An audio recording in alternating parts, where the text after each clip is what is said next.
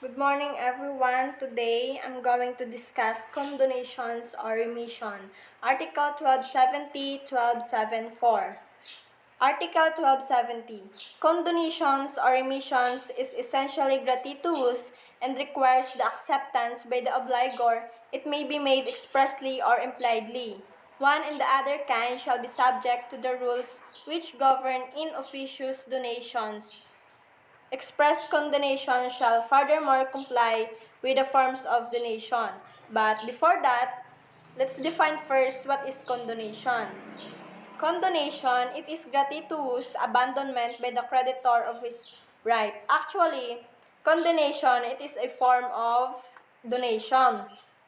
For example, Miss A owes 1 million pesos to Mr. B, payable on December 31, 2021. Then, December 31, 2021 comes. Mr. Mr. B says she need not to pay. So, he was condonating it. The obligation was extinguished through condonations. Condone, it is abandonment of creditor right favor to debtor. The requisites of remissions. It must be gratuitous. So, the cost sa pag-remit or pag-condone ng credit or ng right ni creditor is no other than of liberality of the creditor. Dapat walang exchange kasi nga liberality or free. When we say gratuitous kasi, free. Second, it must be accepted by the obligor. Kailangan yung condonations is accepted ni obligor. Number 3, the parties must have capacity. Of course, capacity is always necessary in order to bind. Fourth, it must not be inofficious. Inofficious meaning excessive. Sabi nga, no one can give more than which he can give to real.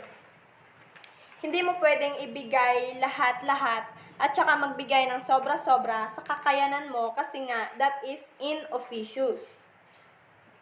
Fifth, it made expressly. It must comply with the forms of donation.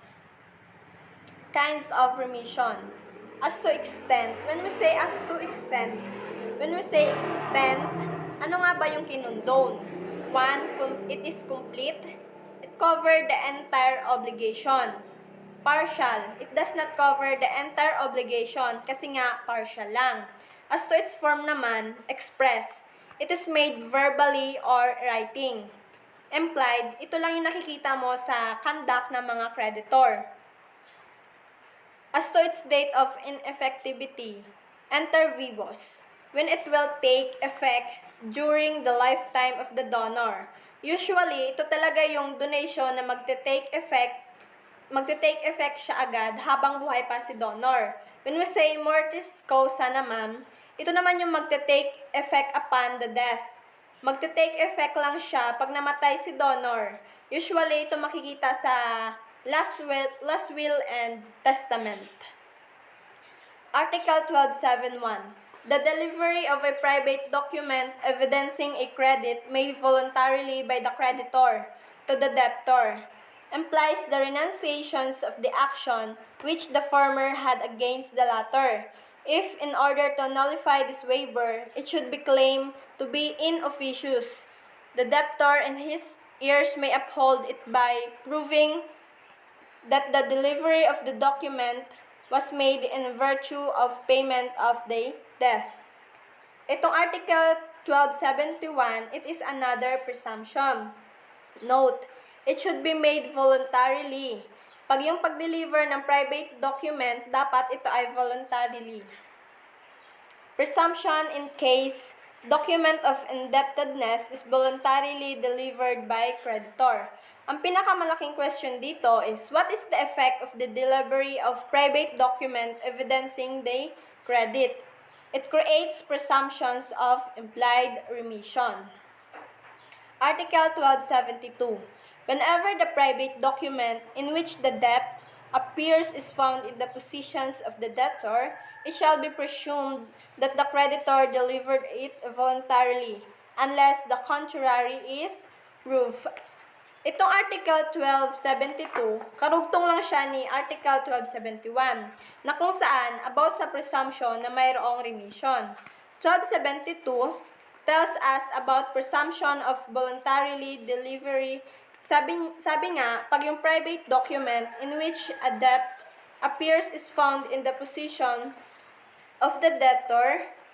So, if the private document na nandoon nga yung ebidensya ng utang ay napunta kay debtor, merong presumption na voluntarily na dineliver sa kanya. Voluntarily na dineliver ni creditor kay debtor. Creditor can always overcome such presumption. Pwede niya ring i-prove na hindi niya yun dineliver or binigay kay debtor na voluntarily. Article 1273. The renunciations of the principal debt shall extinguish the accessory obligations, but the waiver of the latter shall leave the former in force. Article 1274. It is presumed that the accessory obligation of pledge has been remitted when the thing pledged after its delivery to the creditor is found in the possessions of the debtor or a third person who owns the thing.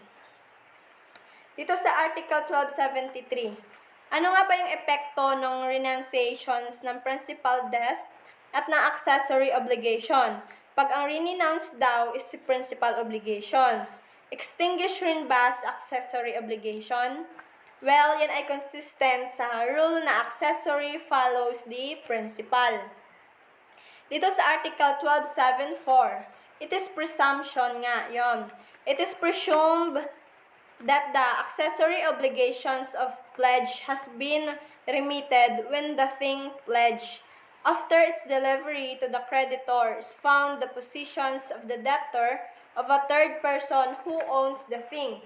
Itong Article 1274, when we say pledge, sangla. Like, sinangla mo yung alahas mo para magkaroon ka ng pera. So, yung alahas na yun yung magagaranti na magbabayad ka. Anyway, Article 1274, pag daw yung bagay na sinangla ni debtor kay creditor, so meaning, dineliver mo na yung alahas mo as a security doon sa loan, later on, mapapasa kamay na ulit ni debtor.